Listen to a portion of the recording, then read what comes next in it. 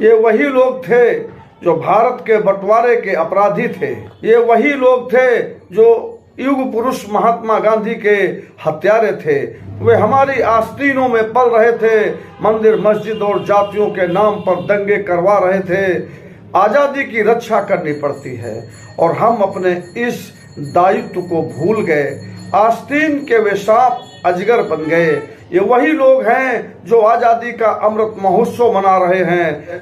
ये फांसीवादी लोग हैं जो हिटलर और मुसोलिनी के कुत्सित विचारों की कुंठा अपने भीतर समेटे हुए गांव गली से शहरों तक अपने विचारों का जहर बांटते और फैलाते रहे। उन्होंने इतिहास के साथ धोखा किया। वर्तमान की 2 पीढ़ियों को इन्होंने रोबोट बना दिया। उनके सोचने और समझने की क्षमता को नष्ट कर दिया। भगत सिंह, गांधी, सुभाष, अशफाक उल्लाह, राजगुरु, सुखदेव, सरदार वल्लभ भाई पटेल, लाला लाजपत राय, बाल गंगाधर तिलक जैसे हजारों हजार हमारे महानायकों की गाथा दफन हो गई। गोडसे और सावरकर की विचारधारा उनके भीतर ठूसी गई। समझने वाले और इनकी नीतियों के खिलाफ लड़ने वाले मुट्ठी भर लोग अब हताश होने लगे हैं। लेकिन ये सब हमेशा नहीं रहेगा, क्योंकि पतझड़ आया है तो बसंत को आने से कोई रोक नहीं सकता। साथियों नमस्कार, हालचाल इंडिया से मैं राजेश सिंह। है बड़ी बात आज़ादी को पाना ही नहीं, जुगाना भी है। बड़ी बात आज़ादी को पाना ही नहीं, जुगाना भी, बल्कि एक बार ही नहीं, बल्कि एक बार ही नहीं, उसे पड़ता है फिर दोहराना भी। देश तानाशाही की राह पर, ताड़ का मौसम है।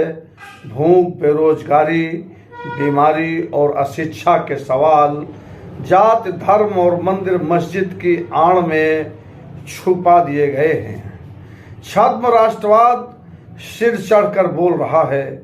1947 में खून से लथपथ जो आज़ादी हमें मिली थी, लाखों शहादतों के बाद ब्रिटिश साम्राज्यवाद के हाथों से हम आज़ाद तो हो गए।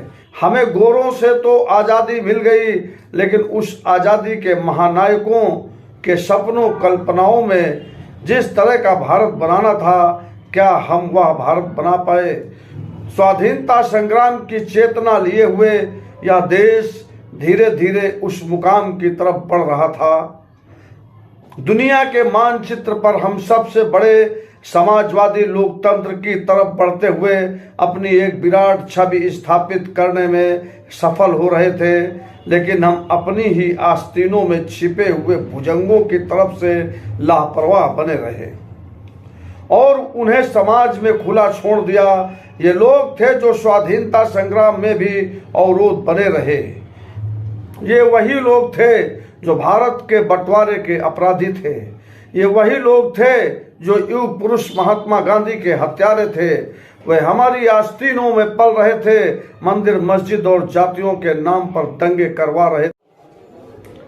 ये वही लोग थे जो भारत के बंटवारे के अपराधी थे। ये वही लोग थे जो युग पुरुष महात्मा गांधी के हत्यारे थे। वे हमारी आस्तीनों में पल रहे थे, मंदिर मस्जिद और जातियों के नाम पर दंगे करवा रहे थे।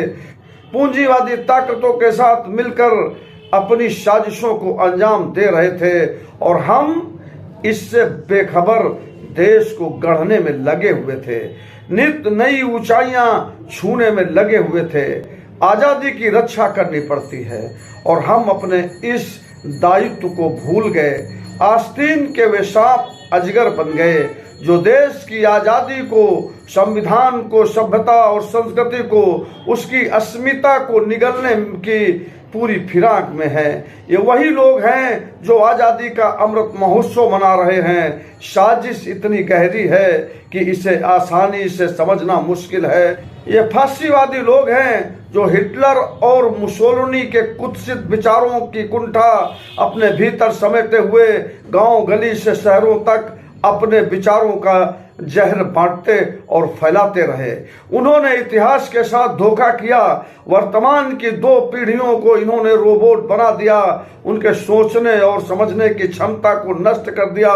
भगत सिंह, गांधी, सुभाष, अशफाक उल्लाह, राजगुरु सुखदेव, सरदार वल्लभ भाई पटेल, लाला लाजपत राय, बाल गंगाधर तिलक जैसे हजारों हजार हमारे महानायकों की गाथा दफन हो गई।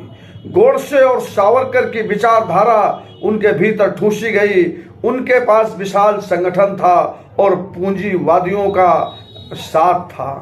साधनों संसाधनों की कोई कमी नहीं थी। पूंजीवाद फांसीवादियों के साथ और दबे कदमों से देश की सत्ता हथियाने में कामयाब हो गया और अब खुलकर अपने मंसूबों को पूरा करने की ओर अग्रसर है। लोकतांत्रिक समाजवाद को कुचलकर पूंजीवादी राज की स्थापना की ओर वह आगे बढ़ गए हैं। पूंजीवाद की स्थापना का उनका लक्ष्य है। अब जब वे अपने लक्ष्य के बहुत करीब हैं तो पूरी आक्रामकता के साथ काम कर रहे हैं। देश स्तब्ध है। आम नागरिकों की समझ में कुछ भी नहीं आ रहा है। साजिश है ही इतनी गहरी कि जन साधारण इसे समझ नहीं सकता। देश पूंजी की गुलामी के दलदल में धंस चुका है। समझने वाले और इनकी नीतियों के खिलाफ लड़ने वाले मुट्ठी भर लोग अब हताश होने लगे हैं। लेकिन ये सब हमेशा नहीं रहेगा, क्योंकि पतझड़ आया है तो बसंत को आने से कोई रोक नहीं सकता। वह दिन जरूर आएगा जब देश समझेगा और लड़ते हुए इनके हाथों से सत्ता छीन लेगा। वह दिन आएगा, आएगा और जरूर आएगा। धन्यवाद।